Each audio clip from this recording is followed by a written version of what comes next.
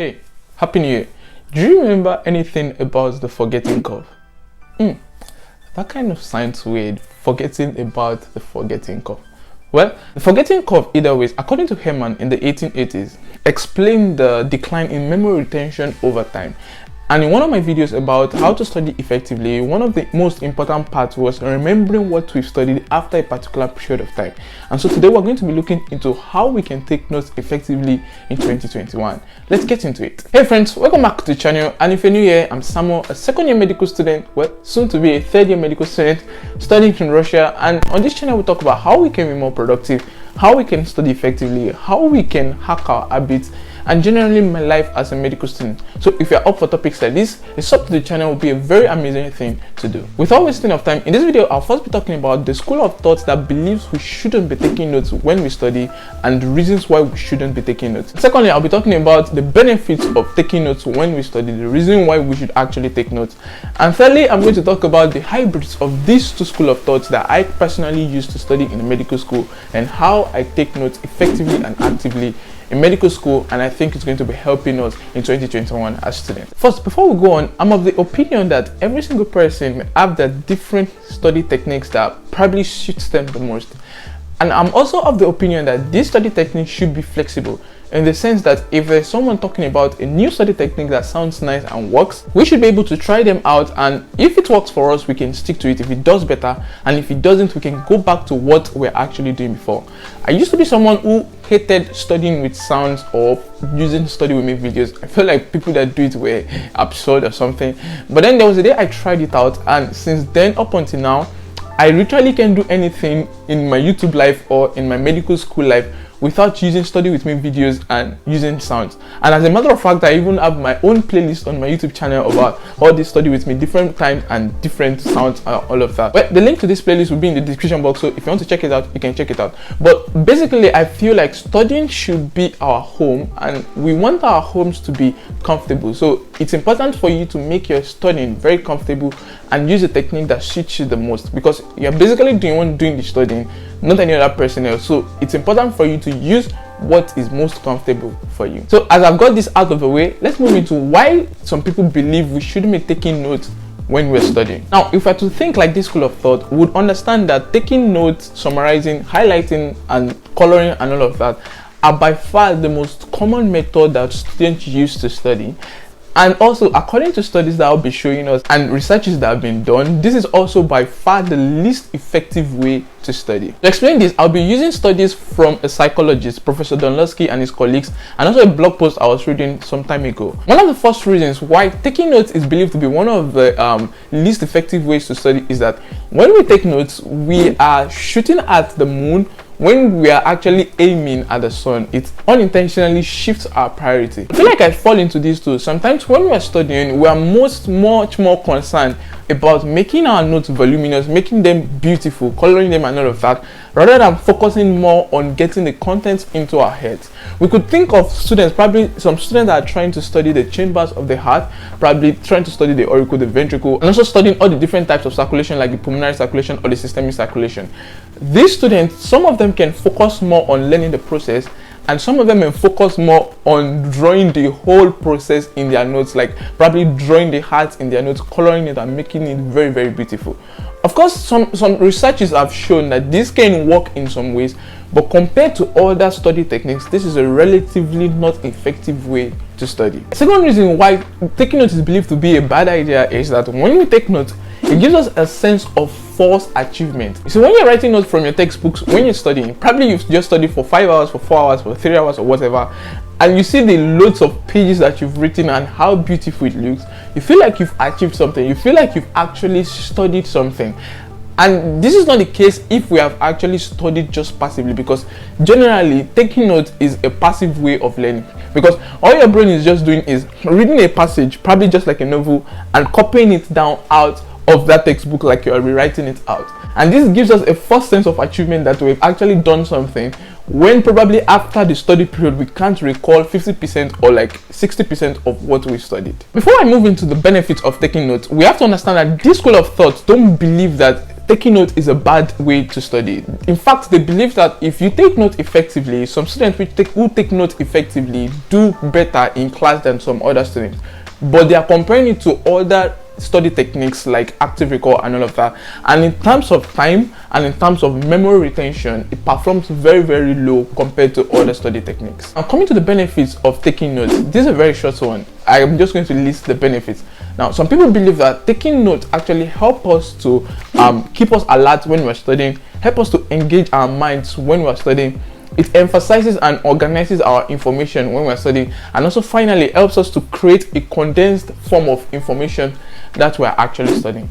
Now, if we think about those benefits of taking notes and other benefits that we can actually think about, and the detriment of taking notes and other benefits of other study techniques that we can think of, putting these two together, I've been able to combine the benefits of the two of them to form a single method or study technique that I probably call the active note recall method, because I don't want to give up writing notes, because we know that if we are studying and we're not writing something down, we feel like we're not doing anything. And according to all the blog posts and videos I've watched, taking notes still feels like I'm doing a bad thing, and because I don't want to let go of these two knowledge, I've brought about this active note recall method that I use generally in the medical school, and we'll be going into that now. Now, to explain how I use this method to study every single day of my life in the medical school, I'd love to give you a background or foundation of who I actually am and how I study in the medical school. I study currently in a Russian medical school where we study medicine in Russian language, and as a result of that, I study in the Russian language to get a little bit of understanding, probably 40% of understanding, and mainly like 100% to pass my exams in school and make my teachers proud. And generally, I find time in between my schedule to also study in English to get 60% of the understanding of the general human body and all of that, and mainly to be a better doctor. And so because of this, I have two parts of studying, English and Russian. So when I study in English, I've totally eliminated the form of taking notes. I don't take notes when I'm studying in English because this is my language. It's not really hard for me to recall some words and all of that. And because the knowledge I'm trying to get from studying in English is going to be for a long time, and I can't really bank on a note I'm going to write now that will be with me in the next 20 years or whenever I need to recall or whenever I need to get back what I've studied now. And because of that, I use Notion when I'm studying in English, and that is the active part of the active note recall method. And I use Notion for active recall in the sense that when I'm studying, I have a tab open of my textbook on the laptop, or if I'm using my visual textbook, and I also have Notion open on the laptop. If I come about a new concept or information that I really have to know, I use the Feynman's principle to actually really understand it. Use the toggle effect. I put the questions first, and then under the toggle effect, I answer the questions there in my own words, not copying from the textbook. So I'm literally actively using my brain to understand what I'm actually writing. So when I'm coming back to revise using spaced repetition, I'm not coming back to reread the whole thing or reread and just go over the process again. I'm actually coming to actively recall what I've studied by answering the questions. And when I study in Russian, and I think this is the part that is going to actually benefit a lot of people, because this is where I take notes. Now, when I study in Russian, there are a lot of words that I have to remember, that I have to cram, a lot of terms that we have to use. And because of this, I study like a paragraph or 2 paragraphs or 3 paragraphs or particular concepts, and I stop studying literally to regurgitate what I've just gotten into my brain, to think about it, understand it, and then draw a mind map of my own in my notes, or probably write down in my notes in my own words the way I'm going to answer in class, not just copying directly from the textbook. Because if we copy directly from the textbook, we're just studying passively, not actually actively. Another important part of my studying in Russian is that after I finish studying a whole topic, I grab a sheet of paper, a new sheet of paper, and I try to remember every single thing I've studied from what I just studied. And a very simple way to get to do this, to not make it disorganized, is that before you start studying, you can check out the bullet points or the questions that are actually answered by that topic.